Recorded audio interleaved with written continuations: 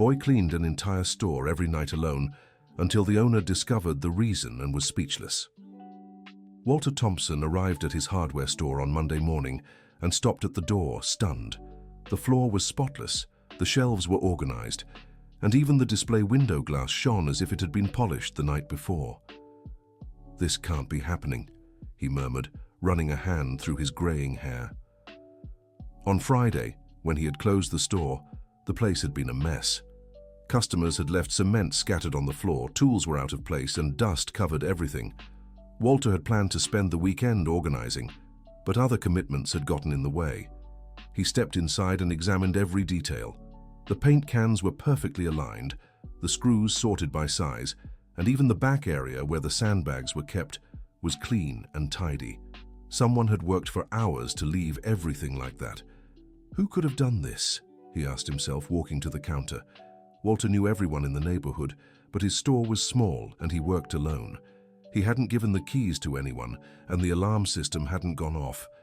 He checked the locks and windows, but everything was intact. During the week, the routine continued as normal. Customers came and went. The store became disorganized again, and Walter started convincing himself it had just been a coincidence.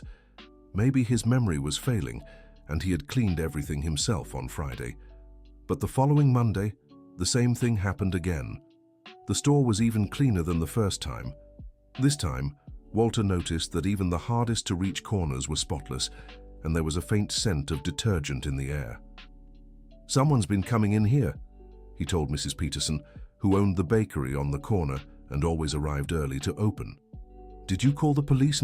his neighbor asked, concerned. "I don't know if I should. Whoever it is isn't stealing anything. On the contrary, they're cleaning everything for free." Mrs. Peterson shook her head, skeptical. "Walter, that's not normal. Nobody cleans someone else's store for free. There must be some motive behind it." His neighbor's words echoed in Walter's mind all day. He decided that next Friday he would hide to find out who the mysterious nighttime cleaner was. On Friday at 10 p.m., Walter crouched behind a parked car on the street, watching the front of his store. The area was quiet, with only the distant sound of cars on the main avenue breaking the silence of the night. At 11:30, a small figure approached the store. Walter craned his neck and saw a boy, about 15 years old, walking with a backpack. The boy looked around, making sure no one was nearby, then headed to the back of the store. Walter stood up slowly and followed him, keeping his distance. The boy stopped near a high window in the back, took a rope from his backpack, and with practiced movements, managed to open the window and climb inside. Dear listener, if you're enjoying the story, take a moment to like and especially subscribe to the channel. It helps us a lot as we're just starting out. Now, back to the story. Walter's heart raced. His first instinct was to call the police, but curiosity got the better of him. He waited a few minutes, then crept closer to the back window, trying to peek inside. Through the gap, he could see the boy working with impressive dedication. He had brought his own cleaning supplies and was meticulously wiping every shelf and organizing every product. His movements were careful, almost tender, as if he were caring for something very important. Walter watched for over an hour. The boy didn't take anything, didn't break anything. He simply cleaned and organized with a perfection even he himself couldn't quite achieve. It was clear the boy knew every corner of the store, every product, every detail. When he finished at 3 in the morning, Walter hid again. The boy left through the same window, closed it carefully, and disappeared into the night, carrying his backpack with the cleaning supplies. On Saturday, Walter couldn't think of anything else. Who was that boy? Why was he cleaning the store? And how did he know the place so well? He decided to do some investigating. He asked the neighbors, but no one recognized the boy's description. Mrs. Peterson suggested he install a security camera, but Walter had a feeling there was something much deeper to the story. On Monday, the store was perfect again. Walter spent the whole day watching every customer who came in, trying to spot a familiar face, someone who resembled the boy from that night. That's when he noticed a middle-aged woman in simple clothes with tired eyes, staring at the store through the window. She didn't come in, just stood outside for a few minutes as if remembering something. Walter stepped outside and approached her.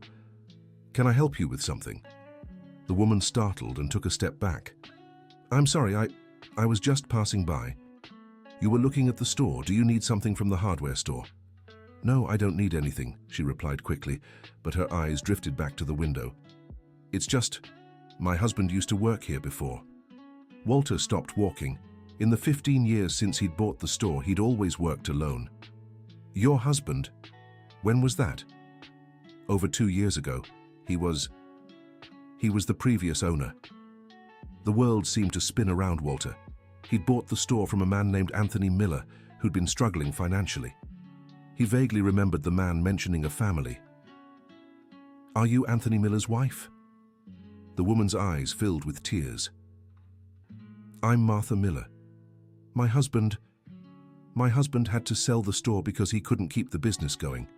It was very hard for him. Where is he now? Martha hesitated, wiping her eyes with the back of her hand. He couldn't get over losing the store. He fell into a deep depression and he ended up leaving the family. He disappeared 8 months ago. Walter felt a tightness in his chest. He was starting to understand the connection between the woman and the mysterious boy. Do you have children? I have a son, Ethan. He's 15 and... Martha stopped, as if realizing she was saying too much to a stranger. Martha, I need to tell you something. You might not believe me, but someone's been cleaning my store every night. Martha's face went pale. What do you mean? Every Monday when I arrive, the store is spotless. Someone comes in overnight and cleans everything. Martha pressed a hand to her chest as if struggling to breathe. Did you see who it was? I did. And I think it's your son. Tears streamed freely down Martha's face. She leaned against the wall as if her legs might give out. I didn't know. Ethan leaves every Friday night and says he's going to a friend's house. He always comes back Saturday morning. Martha, why would your son do this? Because this store was his father's dream. Anthony worked 20 years to buy this place. He always said one day he'd leave it all to Ethan. Walter understood the depth of the situation. The boy was cleaning the store that had once belonged to his father, keeping it up as a way to honor his memory, and maybe hold on to the hope that one day the family could get it back. Martha, you need to know that your son isn't doing anything wrong. He takes care of the store better than I do. But he's trespassing on your property. That's a crime. He's not stealing anything. On the contrary, he's helping me in a way I don't even know how to repay. Martha shook her head, confused and emotional. I don't know what to do. Ever since Anthony disappeared, Ethan has changed so much. He's become more responsible, more serious, but also more withdrawn. He works part-time at a supermarket to help me with expenses, studies at night, and still finds time to do this. Where do you live? In a rented house in the Newtown neighborhood. Anthony left some debts, and we had to move to a cheaper place. Walter knew Newtown. It was a distant neighborhood over an hour's walk from the store. That meant the boy walked for hours in the early morning to get there.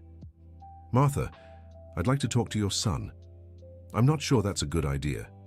Ethan gets very upset when someone mentions the store or his father. But he needs to know I found out, and maybe we can find a solution that helps everyone. Martha hesitated for a long time, staring at the store as if seeing ghosts from the past. I'll try to talk to him, but I can't promise anything. That night, Walter couldn't sleep. He kept thinking about the boy walking through the early morning, carrying cleaning supplies, entering the store that once belonged to his father. The dedication and love behind that gesture moved him deeply. On Tuesday, Martha showed up at the store again, accompanied by a tall, thin boy with brown hair and dark eyes that carried a seriousness beyond his years. Walter immediately recognized the mysterious cleaner.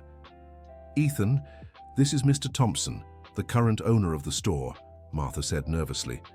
The boy looked at Walter with a mix of defiance and shame.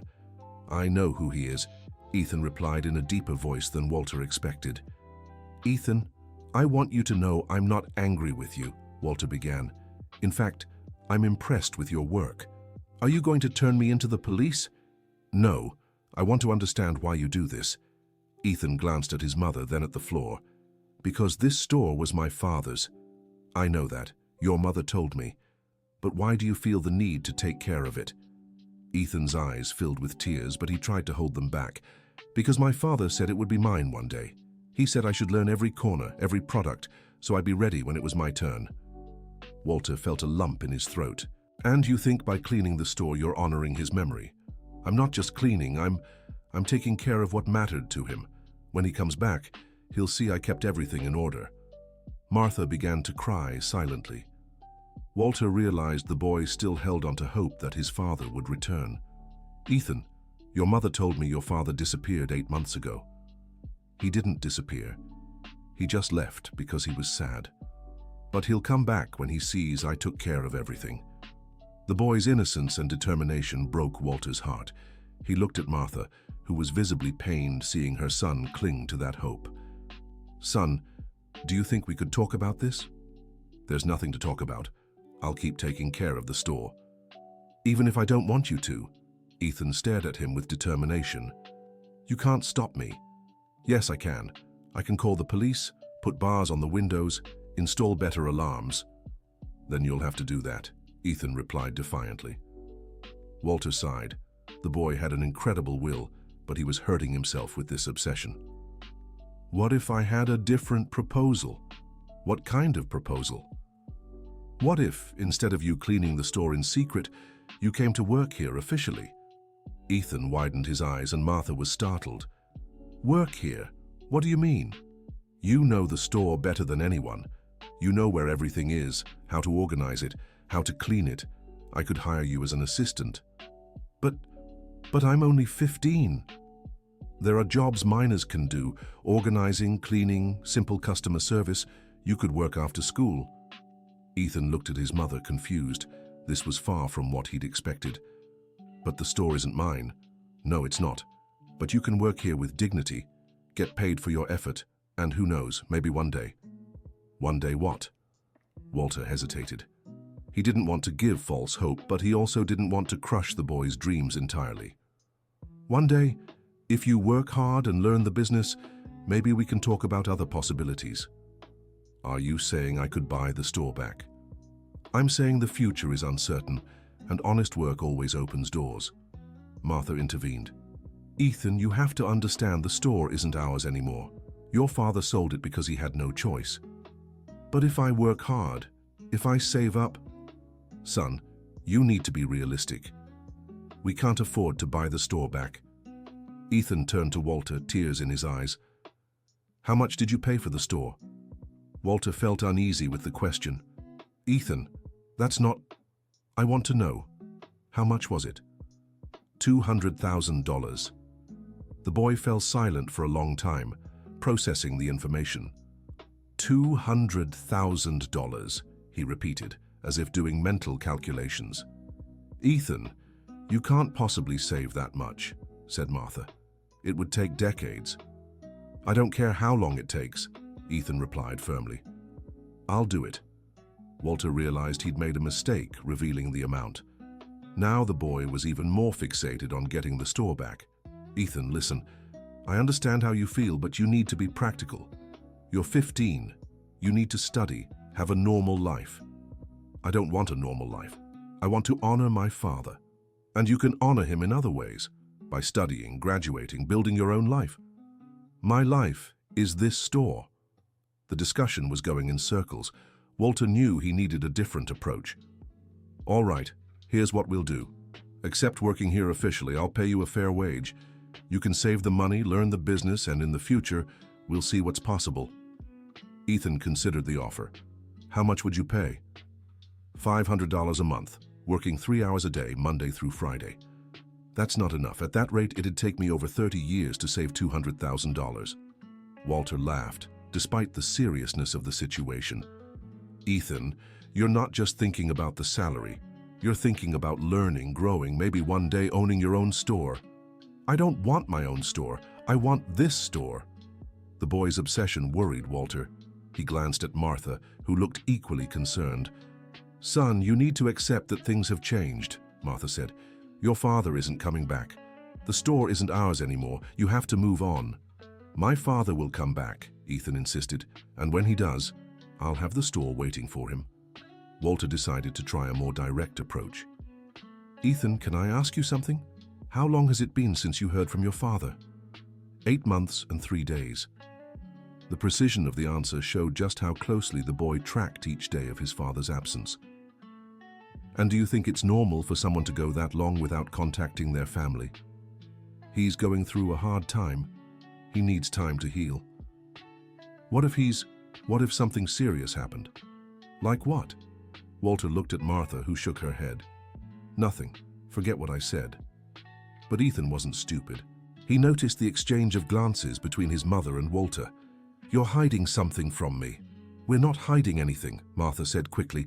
You think he's not alive anymore. The silence that followed was deafening. Ethan looked at his mother and Walter, waiting for an answer that never came.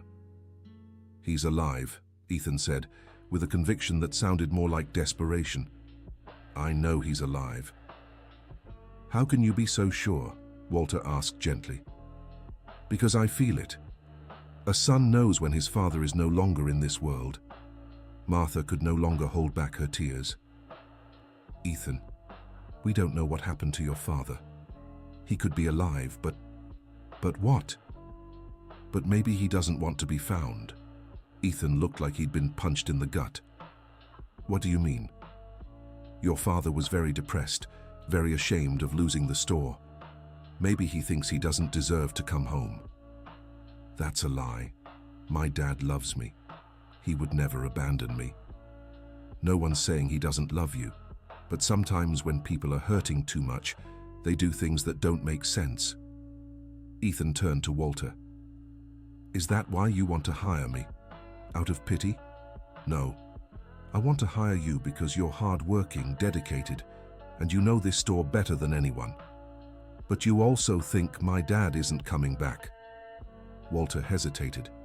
He didn't want to lie to the boy, but he also didn't want to crush his hope completely. I think you need to prepare for different possibilities. What possibilities?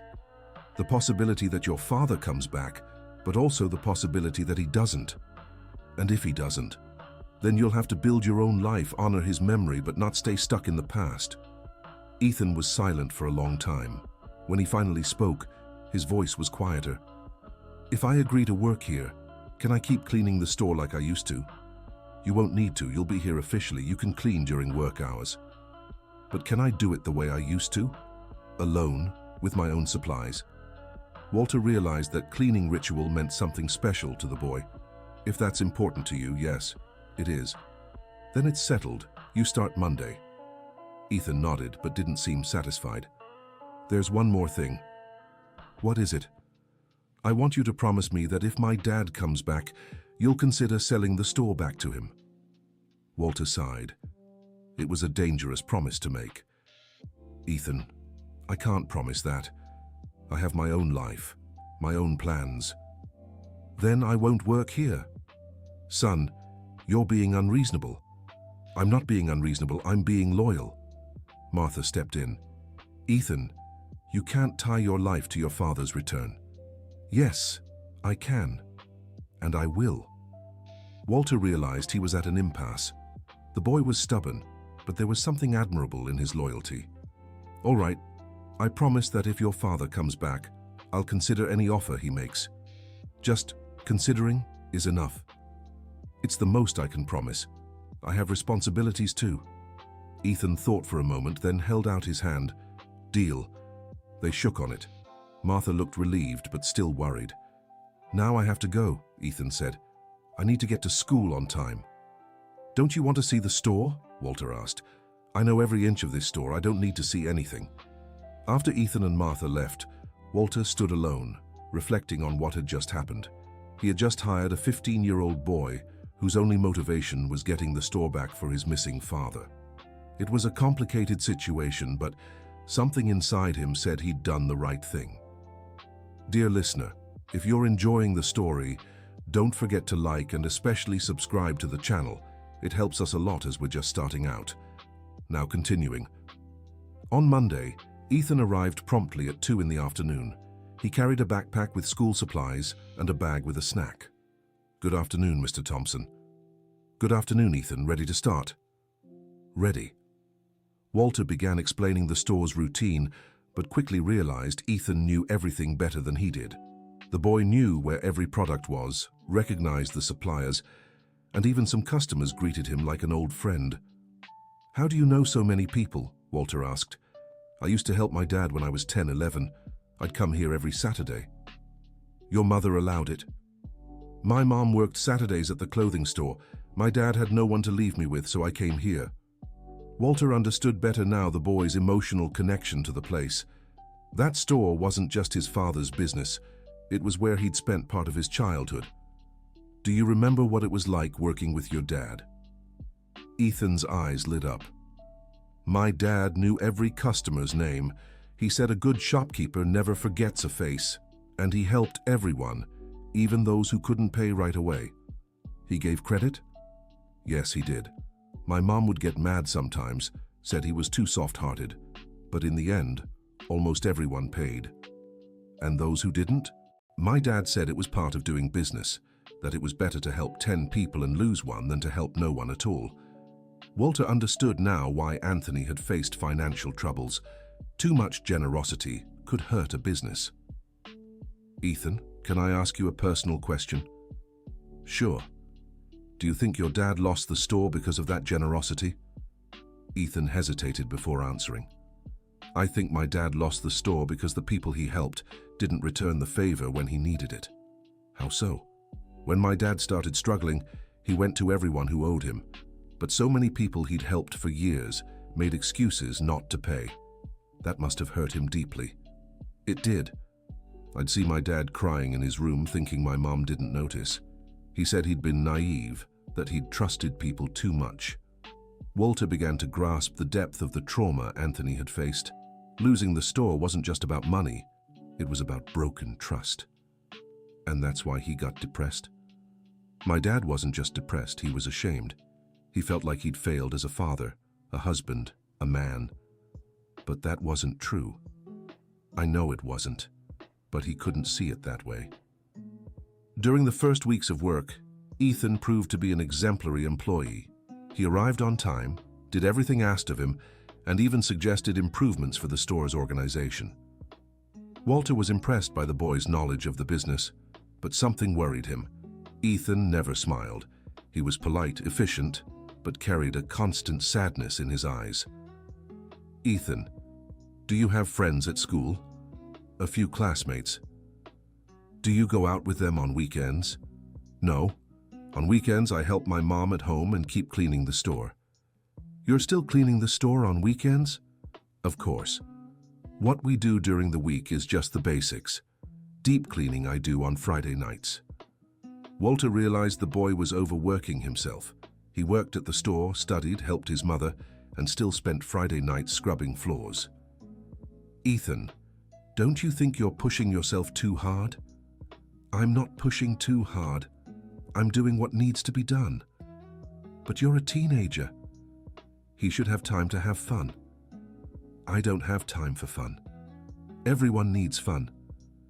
My father didn't have time for fun. He worked his whole life to build something. Now it's my turn.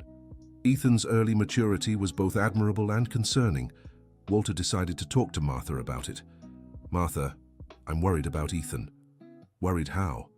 He's putting too much pressure on himself. He has no social life, no fun. He lives only for work. I know. Ever since Anthony disappeared, he's taken on the role of the man of the house. He tries to protect me, helps me with everything. That's not healthy for a 15-year-old boy. I know it's not, but I can't make him understand that. Have you tried getting professional help? Professional help costs money we don't have. Walter grew thoughtful. There was something he could do to help that family, but he wasn't sure if it would be well received. Martha, can I make a suggestion? Go ahead. What if I raised Ethan's salary? You don't have to do that. I know I don't have to, but I'd like to. He's an excellent employee. He deserves to be valued. How much would it be? $800. Martha's eyes widened. That's a lot of money, Mr. Thompson. It's not that much. And there's a condition. What condition? that he sets aside at least one day on the weekend to rest. No work, no cleaning, no responsibilities, just fun. I don't know if he'll accept. Then let's talk to him together. When they proposed the idea to Ethan, he was suspicious. Why do you want to give me a raise? Because you deserve it. But what's the real reason? Walter sighed. The boy was too sharp for simple explanations. The real reason is I'm worried about you. You're overworking yourself. I'm not overworking myself. Yes, you are. You work, study, help your mom, clean the store, and have no time for anything else. I don't need time for anything else. Yes, you do. You need to have friends, date, have fun. I'm not interested in dating. Why not? Because I don't have time or money to invest in relationships. Ethan, you're 15. You can't think only about work and responsibilities. Yes, I can. My goal is clear. Save money to buy the store back. And what if you never save enough? I will. But what if you don't? Then I'll keep trying until I do. Walter realized he was facing an obsession. The boy had turned recovering the store into his sole reason for living. Ethan, I'm going to ask you a question, and I want you to think carefully before answering. What do you think your father would want you to do? He'd want me to take care of the store. Are you sure? Or would he want you to be happy? Ethan stayed silent for a long time. He'd want both. And if you had to choose one, I won't have to choose. I'll get both. But if you had to, I won't answer a hypothetical question. Walter saw he was reaching the limit of the boy's patience. He decided to change tactics. All right, do you accept the raise? I accept, but I won't stop cleaning the store on weekends. Fine, but at least take one Sunday a month to do something fun. What kind of fun thing? I don't know. Go to the movie theater, play soccer, hang out with friends. I don't have friends to hang out with. Then how about making some? I don't have time to make friends. Ethan, you're isolating yourself. That's not healthy. I'm not isolating myself. I'm focused. The boy's determination was impressive, but also troubling. Walter decided he needed a different approach. Ethan, can I tell you a story? What story? The story of how I bought this store. I don't want to hear this story. Why not? Because this story ends with my father losing everything. It's not quite like that, let me tell you. Ethan crossed his arms, clearly uninterested, but didn't refuse to listen. When I found out this store was for sale, I was interested, but when I met your father, I almost backed out of buying it. Why? Because I saw how much that place meant to him.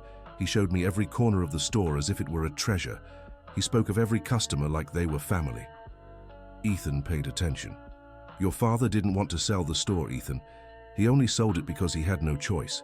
And even then he made sure to tell me the story behind every product, every supplier, as if he were passing me the guardianship of something sacred. And why didn't you give up on buying it? Because your father made me a promise. What promise? He asked me to take care of the store the way he had, to treat customers with respect, to keep up the tradition of helping those in need. And have you been doing that? I've been trying, but I'm not as good as your father was. How do you know that? Because the customers tell me. They speak of your father with fondness, with longing. They say he knew every family's story, that he always found a way to help. Then why didn't those people help my father when he needed it? That's not an easy question to answer, Ethan. Sometimes people are ungrateful. Sometimes they have their own problems. Sometimes they just don't notice when someone needs help. That's no excuse. No, it's not an excuse, but it's the reality. Ethan grew thoughtful. Do you think my father was naive? I think your father was generous, and generosity can sometimes be mistaken for naivety. But generosity shouldn't be punished. It shouldn't, but sometimes it is. So is it better not to be generous? That's not what I'm saying. I'm saying generosity needs to be balanced with caution. Was my father not cautious? Your father was human. He made mistakes, just like we all do. What mistakes?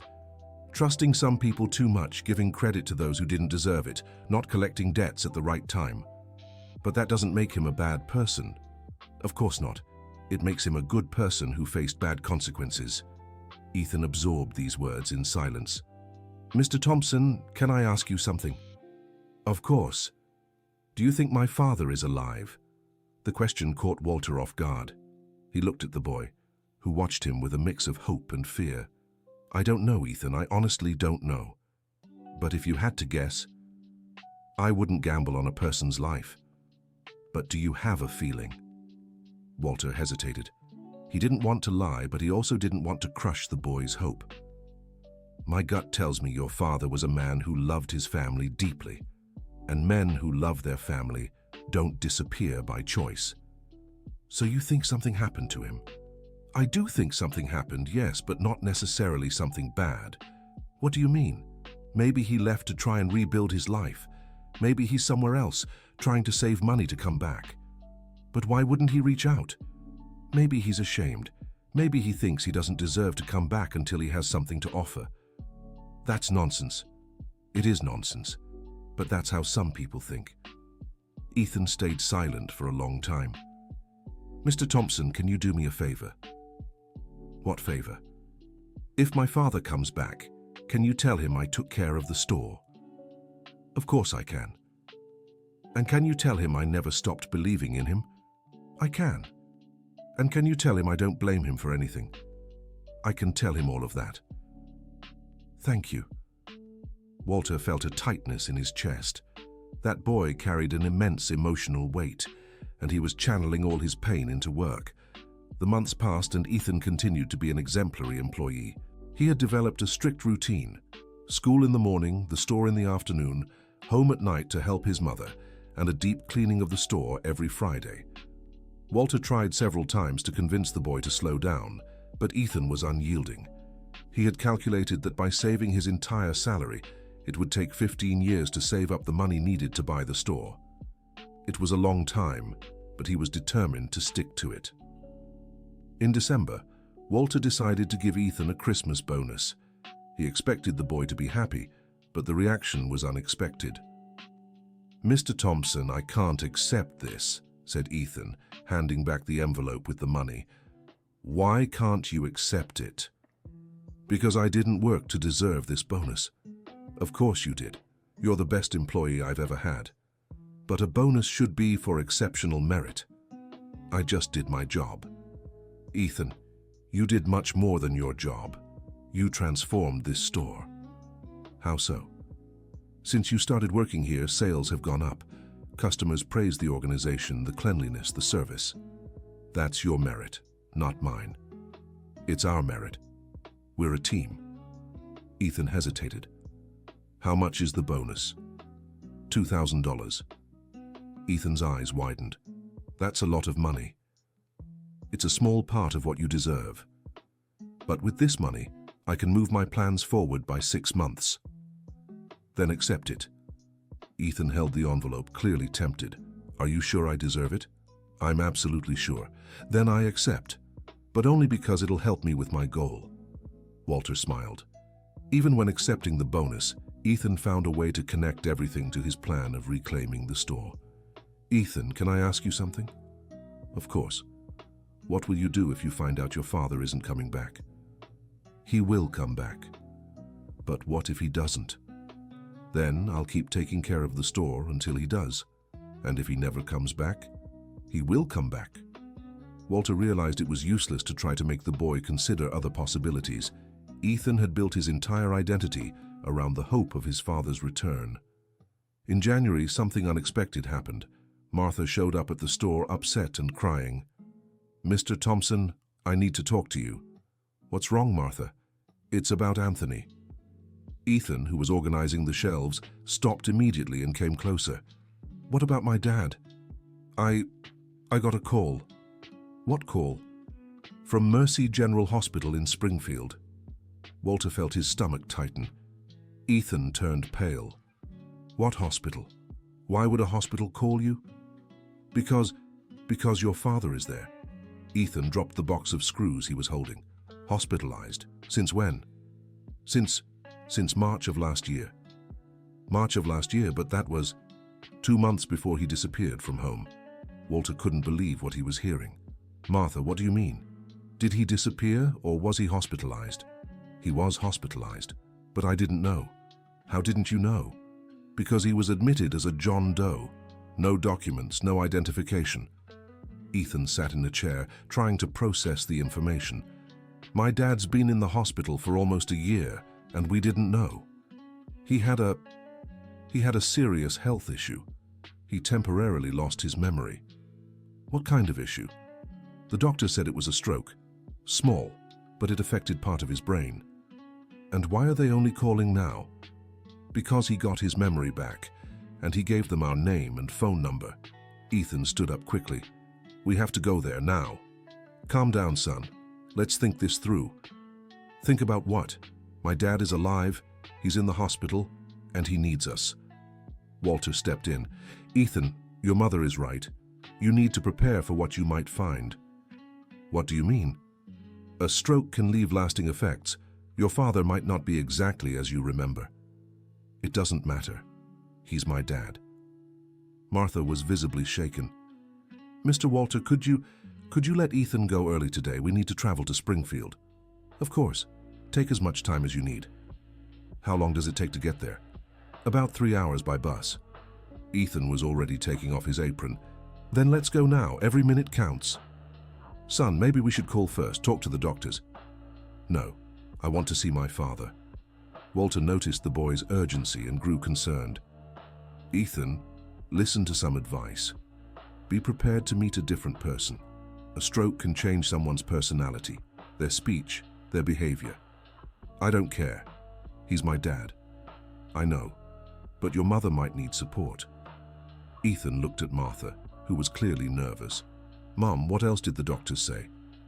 They said he's stable, but he might need special care. What kind of care? Physical therapy, medical follow-ups, medication. And how much will that cost? I don't know, I didn't ask. Then we'd better find out soon. They prepared to leave, and Walter was left alone in the store, thinking about what he'd just learned. Anthony hadn't abandoned his family. He'd had a serious health issue and was hospitalized as an indigent for nearly a year. Walter began imagining what this revelation would mean for Ethan. On one hand, confirmation that his father hadn't left them by choice. On the other, the possibility that his father might return with limitations that could shatter his dreams of reclaiming the store. Dear listener, if you're enjoying the story, don't forget to like and especially subscribe to the channel. It really helps those of us just starting out. Now continuing. 3 days later, Ethan and Martha returned from Springfield. Walter barely recognized the boy. He looked like he'd aged years in just 3 days. How did it go? Walter asked. It was hard, Ethan replied, his voice choked. Is your father okay? He's alive. But he's not the same anymore, Martha explained. The stroke affected his speech.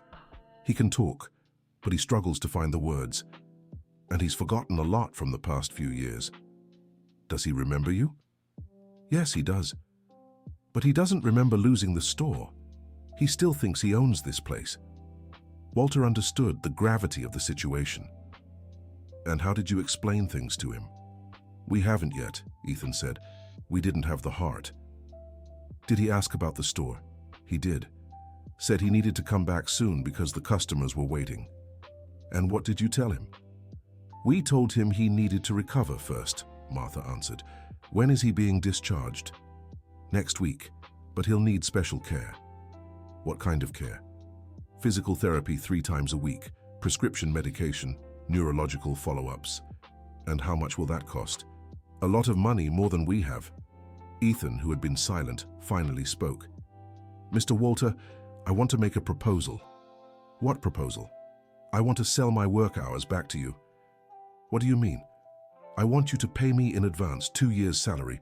I'll use that money to take care of my dad, and I'll work 2 years for free. Ethan, that doesn't make sense. Yes, it does. I need money now, and you need a reliable employee. It's good for both of us. But what about your plans to buy the store? My plans have changed. Now my goal is to take care of my father. Walter was moved by the boy's maturity. Ethan, you don't have to do this. We can find another solution. What solution? I don't know yet, but we'll figure it out. I don't want charity. It's not charity. It's solidarity. What's the difference? Charity is giving something to someone who can't repay you. Solidarity is helping someone who'd do the same for you. Ethan considered his words. Would you do the same for me? I would. Even though you haven't known me for long. Trust isn't measured in time, Ethan. It's measured in faith. And do you have faith in me? I do. So what are you proposing? Walter took a deep breath. He was about to do something that could complicate his own finances, but he felt it was the right thing. I propose we bring your father to work here.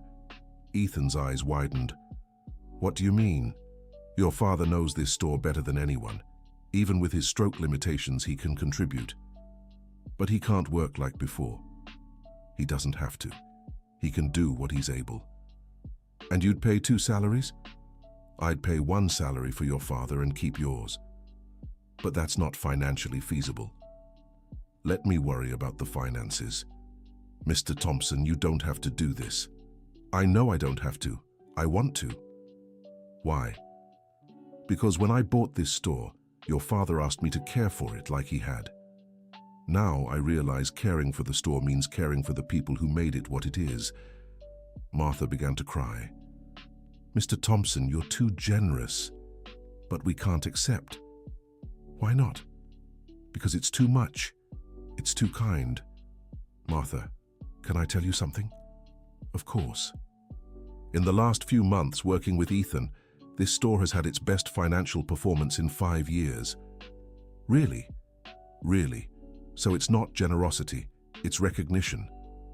Ethan was clearly moved. Mr. Thompson, do you think my father can work despite his limitations?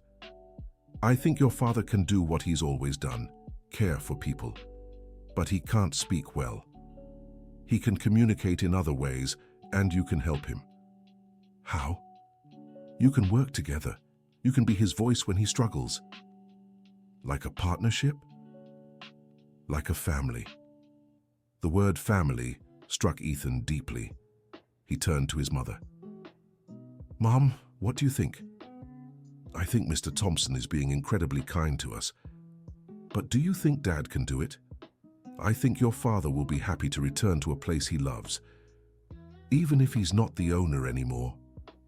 Son, being the owner isn't just having your name on paper, it's having your heart in the right place. Ethan smiled for the first time in weeks. So, should we try?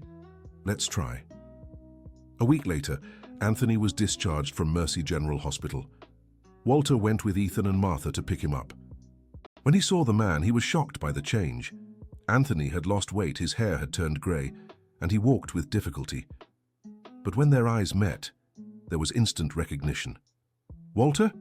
Anthony said haltingly. Hello, Anthony. How are you? I'm confused. Where was I? You were in the hospital, Dad, Ethan said, holding his father's hand. Hospital? Why? You were sick, but you're better now. Anthony looked around, disoriented. I need to get back to the store. The store's in good hands, Dad. Who's taking care of it? Ethan glanced at Walter, who nodded encouragingly. I am, Dad. Me and Mr. Thompson. Walter? Anthony stared at the man who'd bought his store, confused. But I sold it to you. You did. But now we'll work together. Together? How? You'll come back to work at the store as an employee. Anthony processed this slowly. I'll work at my store. As an employee? You'll work at the store you love, Dad. That's what matters. But I'm the owner. You were the owner, Dad. Now you're something else. What am I? Ethan squeezed his father's hand. You're the heart of the store. Anthony stayed silent for a long time, trying to process all the information. Can I see the store? Of course you can. Let's go there now. On the way to the store, Anthony asked the same questions over and over. His memory was clearly affected, but he remembered specific details about the business. When they arrived at the store, Anthony stopped at the door, carefully observing everything. It's different. Different how? Asked Walter. More organized, cleaner. Ethan took care of everything. Anthony looked at his son with pride. You did a good job. Thanks, Dad. Can I go in? Of course. This is your home. Anthony entered the store and slowly walked down the aisles, touching the products, noticing the organization. Walter and Ethan followed silently. The customers. Where are the customers? It's still early, Dad. They'll come later. I remember the customers. Mr. Johnson, Mrs. Wilson, Charlie from the garage. They all still come here, and they always ask about you. Ask about me?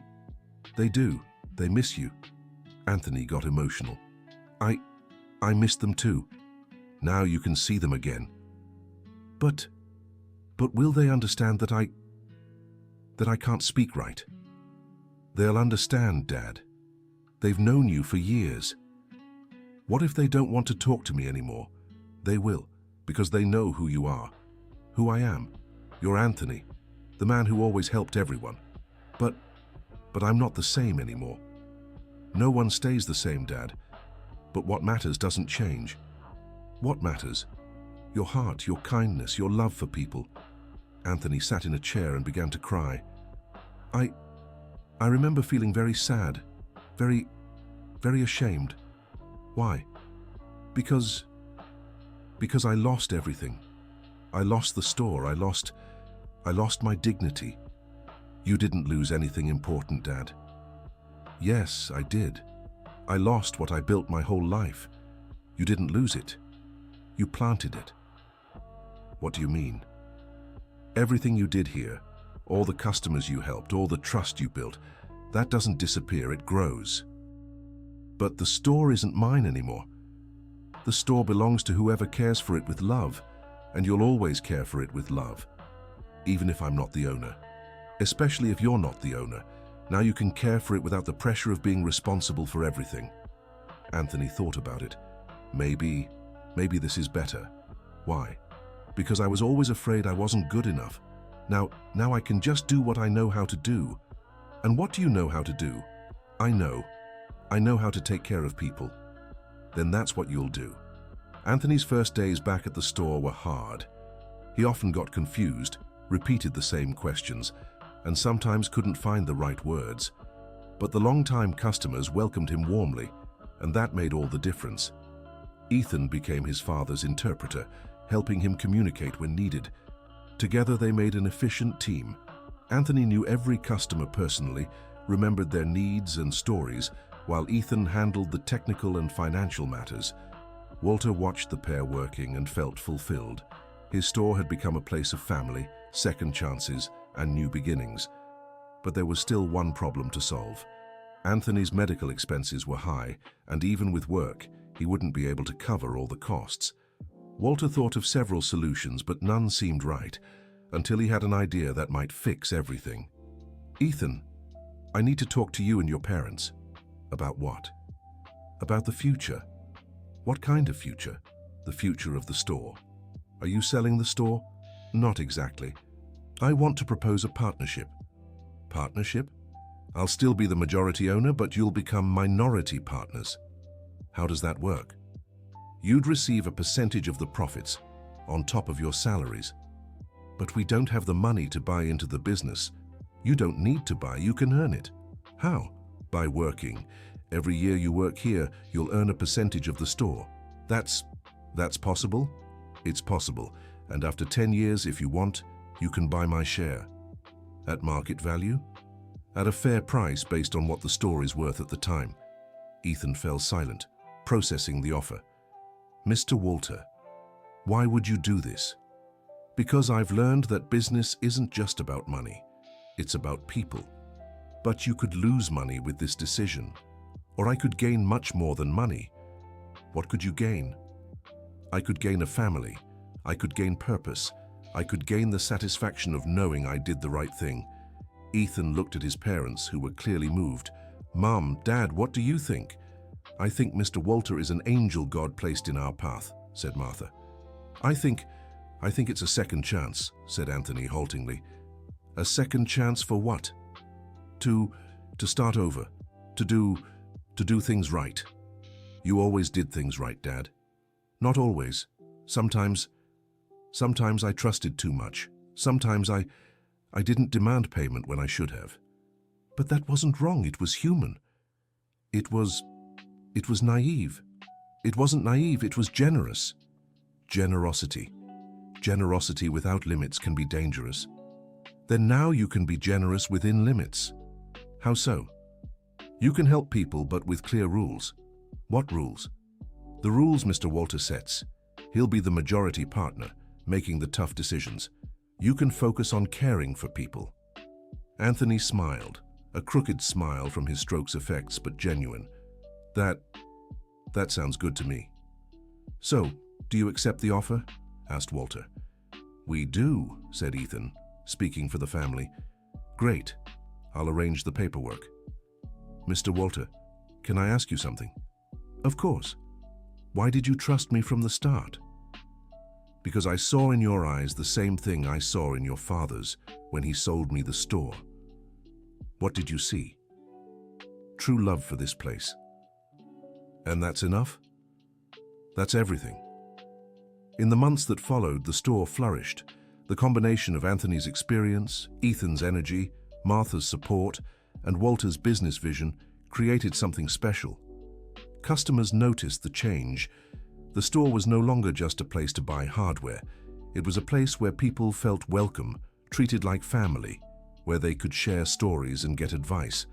Anthony, despite his limitations, became an informal counselor. He listened to people, offered project suggestions, and shared his wisdom. His speech difficulties weren't a barrier. People were patient with him. Ethan grew into the business, learning not just about products and sales, but about human connections. He was still serious and hardworking, but he developed a knack for conversation that reminded people of his father. Martha started working at the store too, handling admin and bookkeeping. She had a natural talent for numbers and organization, and her presence made the place even more welcoming. Walter, meanwhile, found that sharing responsibility was far more fulfilling than carrying it alone. He remained the majority owner, but no longer felt alone in big decisions. 2 years after Anthony's return, the store was thriving like never before. They'd expanded inventory, improved service, and won new customers. Even more importantly, they had become a trusted family business and a reference in the area. That's when something unexpected happened. A businessman from a hardware store chain showed up with a purchase offer. "I'm interested in buying this store," the man said, introducing himself as Richard Bennett.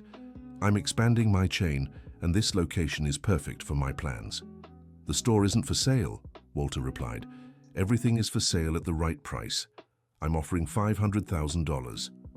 Walter, Ethan, Anthony, and Martha exchanged glances. It was far more money than any of them had ever imagined the store could be worth. "Can I have some time to think about it?" "Of course, but don't take too long. I have other options in the area." After the businessman left, they gathered to talk. $500,000, Martha said. "That's a lot of money." "It really is," Walter agreed. "Enough for each of us to start over somewhere else." "But do we want to start over somewhere else?" Ethan asked. "I don't know. What do you all think?" I think this store isn't just a business," Anthony said. It's our home. But Dad, with $500,000 we could buy our own house. You could get treatment at private clinics." I don't want private clinics. I want to stay here." "But why?" "Because here I'm useful. Here I have purpose. You could find purpose somewhere else." "No, it's not the same." Walter understood Anthony's feelings. "Anthony, can I ask you something?" "Of course." "If I sell the store, what would you want to do?" I'd want to keep working here." "But the store wouldn't be ours anymore." "It doesn't matter.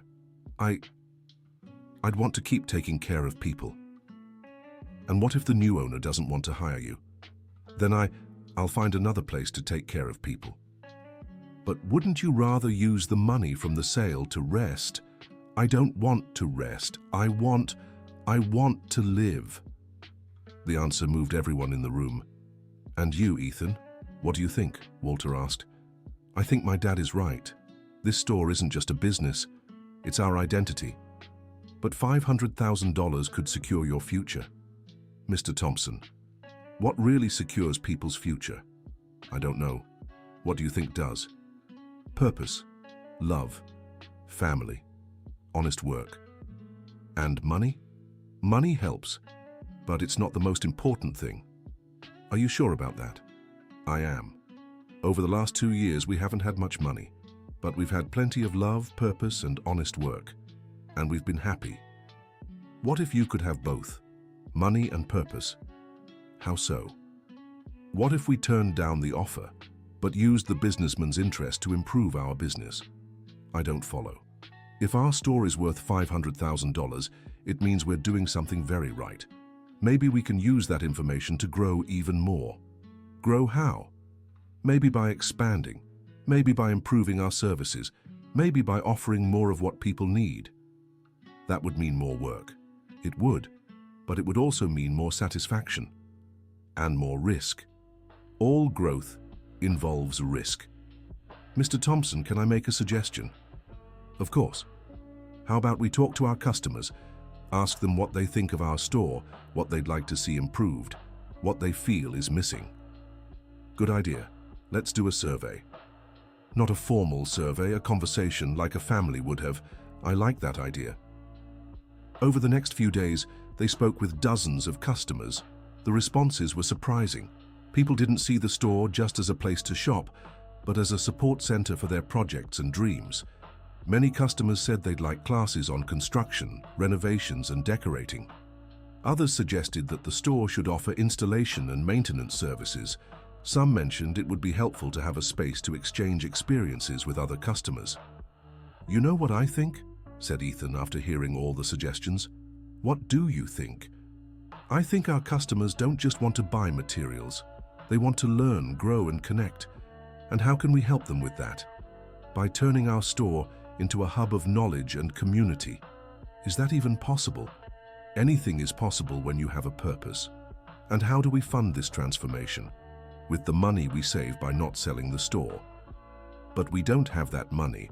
We just turned down the offer. No, we didn't turn down the offer. We used the offer as proof that our business is worth investing in. How so? We go to the bank, show them the $500,000 offer, and ask for a loan to expand. That's risky. Living is risky, but living with purpose is worth any risk. Walter was impressed by Ethan's maturity. Are you sure you want to take this risk? I'm sure, but only if everyone agrees.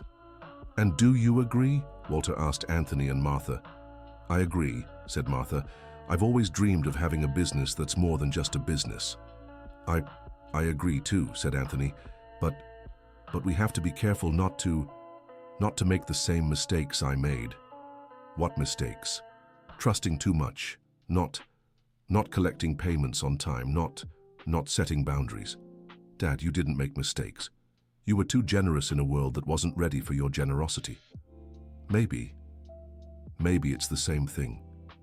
It's not. Your values were right. Only your strategies needed adjusting. And how do we adjust the strategies? By setting clear rules, establishing limits, not letting emotions take over financial decisions. Is that possible? It's possible. And Mr. Walter can help us with that. How can I help? By being the brake when we want to go too fast. By being the voice of reason when we get too emotional. That's a big responsibility. It's the responsibility of being a partner and a friend. You consider me a friend. We consider you more than a friend, said Ethan. We consider you a father. A father? You looked after me when I was just a lost boy. You took care of my family when we had nothing left. You gave us a second chance when everyone else had given up on us. I did what any decent person would do. No, Mr. Walter, you did what a special person would do. I'm not special. I'm just a man who believes in giving opportunities. Then you understand why we want to turn our store into a place that gives opportunities to others? I understand, and I accept the challenge. You really do? I do, but on one condition. What condition? that we do this together, as a family. It's always been that way, Mr. Walter. It's always been that way. 3 months later, they officially turned down the purchase offer and began implementing their expansion plan. They secured a bank loan using the $500,000 offer as proof of the business's potential. The store was renovated and expanded. They created a space for courses and workshops, a display area for customer projects, and a small coffee shop where people could chat and exchange ideas. Most importantly, they kept the essence that had always defined the store, caring for people. Anthony became the customer relations coordinator, a role that played to his natural ability to connect with people without requiring him to handle complex technical or financial matters. Ethan took over coordinating the courses and workshops, using his technical knowledge and communication skills to teach other young people about construction and renovation. Martha was in charge of administration and the coffee shop, creating a welcoming space where people felt comfortable sharing their projects and dreams. Walter remained the majority owner, but now his role was more strategic. He handled partnerships, suppliers, and investment decisions. 2 years after turning down the offer, the store had become a local benchmark. They offered not just products, but knowledge, community, and support. Young people learned trades, families realized their renovation dreams, and entrepreneurs found guidance for their projects. The store's revenue had tripled, and they were already planning a second location, but the most important thing was the impact they were making on the community. "You know what I love most about what we've built?" Ethan said to Walter one Saturday afternoon. "What do you love most?" "That we didn't change the world, we changed our world." "What's the difference?" "Changing the world is too big a responsibility. Changing our world is something within our reach." "And you think that's enough?" "I think it's perfect. Every person who leaves here happier, more prepared, more confident, they'll change their world. And if everyone changes their own world, the whole world changes." That's a beautiful philosophy. It's the philosophy my father taught me, without even knowing it. How so? My father always took care of the people around him. He didn't try to save the world, but he saved the world for a lot of people, and that made a difference. And you think we're doing the same thing? I think we're doing it better. Why? Because we're doing it together. My father tried to do it alone, and it wore him down. We're doing it as a team, and that makes us stronger. Do you still think about regaining full ownership of the store? No. Now I think about earning it. What do you mean? When I was younger, I thought earning the store was about money. Now I know it's about purpose. And you think you have purpose? I do. My purpose is to keep doing what my father did, but sustainably. Taking care of people, but with boundaries. Being generous, but wisely. And you think you're succeeding? I'm learning, and that's already a lot. Don't you miss having the store just for yourself? No. I've learned that the best things in life are shared. Like what? Like success, like joy, like purpose, like family. Are we a family? We are. Not by blood, but by choice. And that's enough? It's more than enough. It's perfect. Walter smiled, watching the bustling store around them.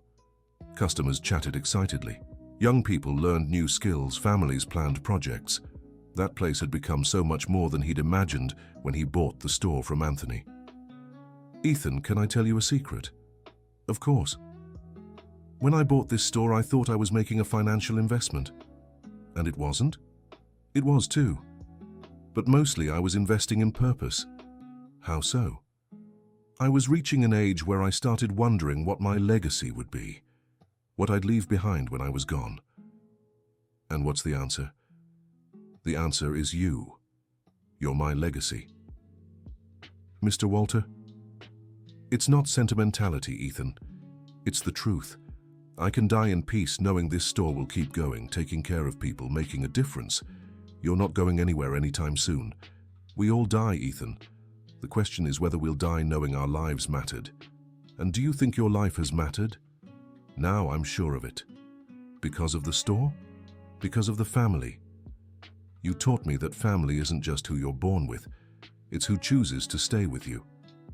We'll always stay together, even when I get old and grumpy. Especially when you get old and grumpy. They laughed together, watching Anthony chat with a customer, Martha organizing the coffee shop, and the young students working on their projects. "You know what amazes me the most," said Walter. "What?"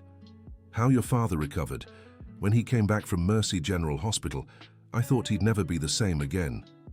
He isn't the same. He's better." "How so?" "Before, my dad carried the weight of the world on his shoulders. Now he only carries what he can handle. And that made him better. It made him wiser, happier, more present." "Do you think the illness was a blessing in disguise?" "I don't think the illness was a blessing, but I think how we handled it was." "How did you handle it?" "Together, without shame, without fear, with love." "Did that make a difference?" "It made all the difference." When the store closed that evening, the four partners gathered for their daily review as they did every night. "How was the day?" asked Walter. "It was a good day," Martha replied. "We had strong sales, the classes were full, and the coffee shop was busy. And more importantly," Ethan added, "we made a lot of people happy." "How do you know?" Anthony asked. "Because I saw it in their eyes. When someone learns something new, when they solve a problem, when they feel welcome, it shows in their eyes." That's true," Anthony agreed. I always knew when a customer left satisfied." "How could you tell?" By the way they said goodbye. When someone's happy, they say goodbye differently." "Differently how?" With warmth. With gratitude. With a desire to come back." "And did we have many goodbyes like that today?" "We did. A lot." "Then it was a very good day." "It was a perfect day." They finished their review, tidied up the store for the next day, and got ready to leave. But before walking out, Ethan did something that had become a ritual. He walked through the entire store, checking that everything was in order, touching the shelves, adjusting items that didn't need adjusting. "You still do that?" Walter asked. "I do. Every night." "Why?" "Because it's my way of saying thank you." "Thank you to who?" "To this place, to you all, to everything we've built together." "Do you think the store understands?" "I think so. Places have souls too." "And what's this store's soul?" "Love, care, family, purpose. That's a beautiful soul. It's the most beautiful soul I know." When they finally left the store, Anthony made sure to be the last one out. He stood at the door for a few minutes, looking inside through the glass. "Dad, everything okay?" Ethan asked. Everything's perfect." "Are you sure?" "I'm sure. I was just remembering." "Remembering what?" "How I used to feel, how I felt when this store was only mine." "And how did you feel?" "Alone, worried, afraid I couldn't handle everything." "And how do you feel now?" "Surrounded, at peace, certain everything will be all right." "Even if something goes wrong?" "Even if something goes wrong. Because now I know I'm not alone." "You'll never be alone again." "I know, and that makes me very happy." "Dad, can I confess something?" "Of course." "All those months you were in the hospital, I kept cleaning the store every Friday." "I know." "You know? How?" Because I could feel it. Even without memory, even confused, I felt someone was taking care of what mattered to me." "You really felt that?" "I did. And it gave me strength to keep going. Strength to keep living.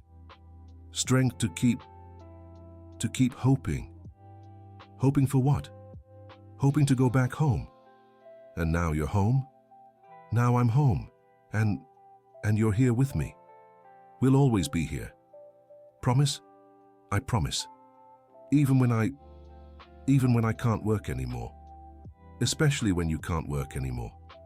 Even when I forget things. We'll remember for you. Even when I'm just a burden. You'll never be a burden. You'll always be our father. Our father. Yes, my biological father, and a father in heart to Mr. Walter and Mom. Is that possible? It's real. Family isn't just who you're born with. It's who you choose to love together. Anthony hugged his son, tears of emotion streaming down his face. Walter and Martha moved closer and embraced them too. There, at the door of the store, under the glow of the streetlight, 4 people brought together by fate recognized each other as family. "You know what I find most beautiful in all this?" said Martha. "What do you find most beautiful?" "That we don't have to be perfect to be happy." "What do you mean?" "We have problems. Anthony has lasting effects from his stroke. I have financial struggles. Ethan sometimes puts too much pressure on himself. Mr. Walter sometimes worries too much. And that doesn't ruin our happiness? No, it makes our happiness more real." "More real how?" "More true, more earned, more cherished." "Do you think people without problems can't be happy?" "I think people without problems don't know the value of happiness." "And we do?" "We do, because we lost everything and found it all again." "And what did we find?" "We found each other. And that's everything." They said their goodbyes at the store's door, each heading to their own home. But they all knew that the next day they'd meet again in that place that had become so much more than a business. It had become a home. The end of the story. Now tell us what you thought of the story and where you're watching from. If you have something to share with us, leave your sincere thoughts in the comments. Do you think Ethan made the right choice by accepting Walter's offer? We'd love to hear your opinion. Thank you so much for being here. Don't forget to like and, most importantly, subscribe to the channel so you don't miss other heartfelt stories.